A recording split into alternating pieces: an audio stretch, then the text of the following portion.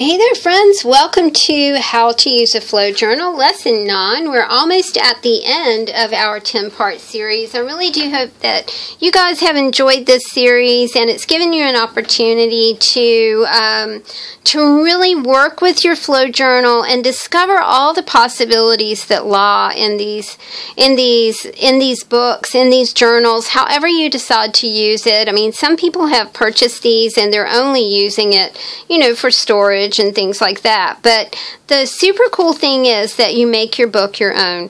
Today we are working with the front of our flow journal and we are going to embellish the cover of this flow journal.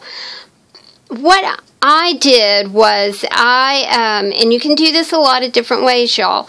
You can go through your flow journal and you can choose things from your pockets, or you can look back over your lessons and choose things that you have created in lesson 1 or 2 or 3 or 4 and add those kind of things to your flow journal. What I did was I flipped through my flow journal and I chose a few items that I really did like, and like I said, this has really become my workhorse. This has become my storage unit. It's become where I put favorite things. So it was like the perfect place to pull from as far as working with the cover of a flow journal. We made our greeting cards, and I kind of toyed around with the idea of putting this one on my flow journal, and then I realized that I very much like the black and white theme that I have going here. But that's an idea, I think in lesson 3, we made greeting cards, so, you may want to put a greeting card on the front, or put a half a greeting card on the front, or maybe just use the image. It's another way to recycle the things that you have made. This doesn't have to be a greeting card if you don't want it to be a greeting card. It's yours to do what you want with. So anything can be something else. Just always keep that in mind. Everything can be something else. For the cover of my flow journal, what I chose to do is I chose a few elements from the inside of the journal, and I've found that the best way to do this is to work off the journal. I chose a card that was the size that I need. I need to keep mindful of my closure right here. What I'm going to do is just kind of mark that closure, as I'm going to have to be careful about putting too much mixed media right here, because then I won't be able to slide it under my closure brad right here. I'm working off the journal. I think that's just the way I do it. You can do it any way you want. These are some of the images that I've chosen. I don't want to get too busy. I love this picture. It reminds me of my mom. But I realize I need something on the bottom of here. So I'm going to flip through my journal and choose a text page. And I think what I would like to do is choose a vintage text page. I really do like this because it has that little pop of red. This is from the, I have a Creative Freedom paper journal, Lord of the Rings. So, I'm not quite sure about that.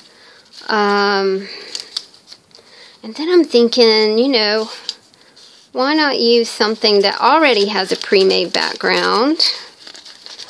And there's something that already has a pre-made background that might do the same thing that I need it to do here. So we need it to go like this. And then that way I won't have to trace around the closure over here. So we're going to use this instead of that. And I may need more elements to arrange on here. Still want to use some text. So I'm flipping through to get some text.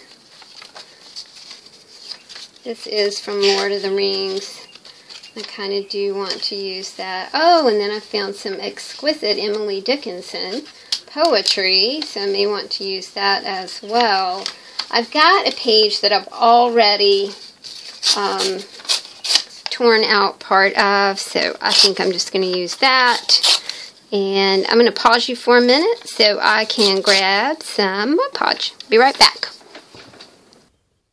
Okay, sorry about that, friends. I needed to grab my Mod Podge, and now I'm seeing that I do not have a paintbrush, so I'm just going to grab something from the drawer over here and hope that it works okay. I really do love my giant fan brush, but I think it's downstairs getting a bath. I think that's what's happening with it right now. I hope I haven't lost it. I haven't lost it. It's downstairs getting a bath. Okay, so what I'm going to do with my flow journal for the cover of it is I'm just going to do a mixed media. I've pulled out, like I said, I've pulled out some things that I like. This is an ATC that I made with magazine images. I really do like it. It says the king and queen. It had nothing to do with the king and queen, but it was just a fun image to work with. I'm going to just kind of lay down the background and then sort of just work from there. I've grabbed some text paper from my journal. You could do a lot of things, guys. We've made a lot of stuff. You can, you know, those text paper, the magazine flowers that we did, you know, those would look really sweet. Arranged with some buttons on a journal cover, that would look great. Or, you know, you could, remember the rolled paper roses? I think we did those in lesson 2. And you could do something like that. Remember in lesson 3, when we did, I think it was lesson 3. Hold on just a second. Let me look back. Lesson 4, when we did ATCs, remember? We did ATCs, so that looked pretty cool. And we did a mini mixed media as well. So something like that may work on the front of your journal. Remember, you've got hairy paper clips with all kinds of fibers that you can work with as well. I'm really not liking this brush, but we're just going to go with it. We're going to go with it. I like a very stiff brush when I'm collaging. Whoops. Okay, so I've got that part down. To me, this little collage, to me,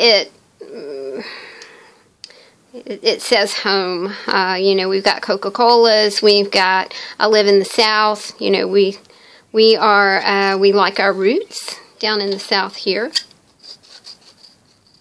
I'm cutting out as best I can this photo that I think that looks like my mama when she was quite a young gal.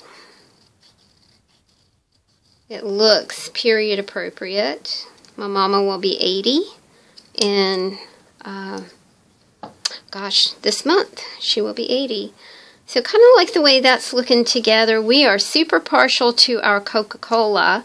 I looked at the front of this and I really love the front, but gosh, I totally love the back.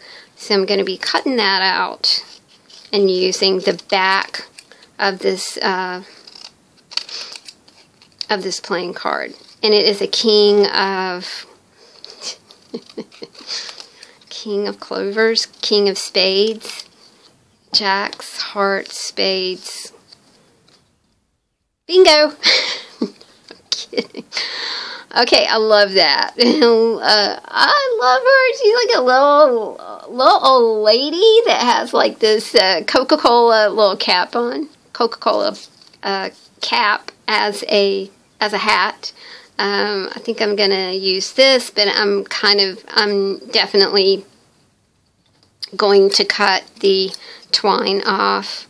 I want my mixed media to be kind of, I want it to be complete, I want it to be flat. So there we go. And then we've got a 2 for $5. The South is just a different animal. It's just a very different place. It's a very different feel. It's historic. It's rooted in old. That's all I know to say about it. It is, to me, I do not think I could live anywhere but in the South. It's my home. For all its foibles and all its flaws and all its get a bad rap for this and that, it is the place that I call home. Okay, maybe I want to put that under here. Yeah, I think I'll do that. That looks fine.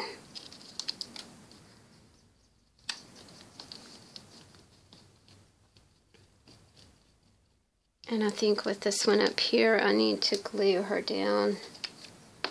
I want to put just a little bit of ink around the picture of, we'll call that the picture of Mama. Right there. And I've glued this down with Eileen's. ATCs work great for this, y'all. You know, that mini mixed media that you did would work fantastically as well. And there we go. I've also got the number 6, and I've got this beautiful star. I don't think I'm going to use the star, but I really do like this number 6. And it was a part of some other card or something that I did. I think I'm going to use, oh, look, it's got 7/6 on it. Oh, that'd be perfect right there. Let's put it down there.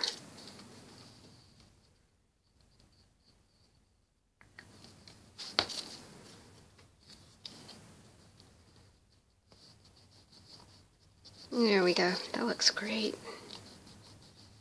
Alright, and then we'll put Mama right there. Hi, Mama. Don't know what my mama's been up to today. I have to give her a holler.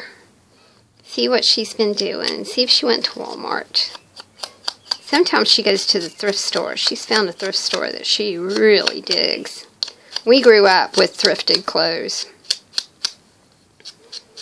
Thrifted hand-me-downs. Because I grew up in the 60s. And that's what you did. You know, you had hand-me-downs.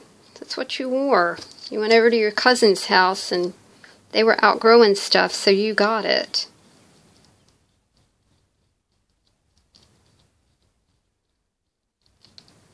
Okay, that's looking pretty good. I think I'll use tacky glue on this as well. I'm not being really fussed about this. I like working really quickly. I like working fast.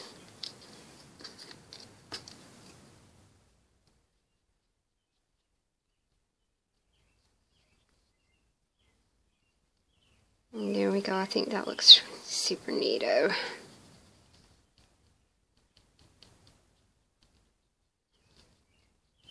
And there we go. I think that's it. I was kind of thinking of putting something from the card on there, but I don't think I'm going to do that either. Okay, we're going to let this dry. And it's pretty dry. It's pretty dry right now because it's like 100 degrees up here, so it dried very quickly. I'll trim this off. I don't exactly, let's look at it again. Do I want to leave it ragtag? Nah, I want to cut it off. And then I want to use an ink pad and go around it to make it look really aged.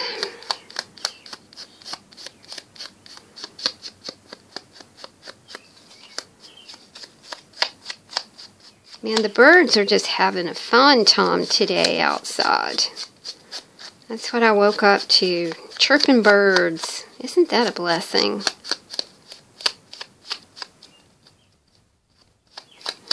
we go. Right. She is not dry. I will let her dry, but I want to show you what she's going to look like on the front of my journal. I'm really happy with that. It reminds me very much of home in the South and all the things that I hold near and dear. Thank you guys for joining me for this episode of How to Use a Flow Journal, Embellishing Your Cover. I hope that you guys enjoyed this. Remember, we've only got one lesson to go. Join me for Lesson 10 when we will talk about using fibers and fabric to make beads. Thank you guys.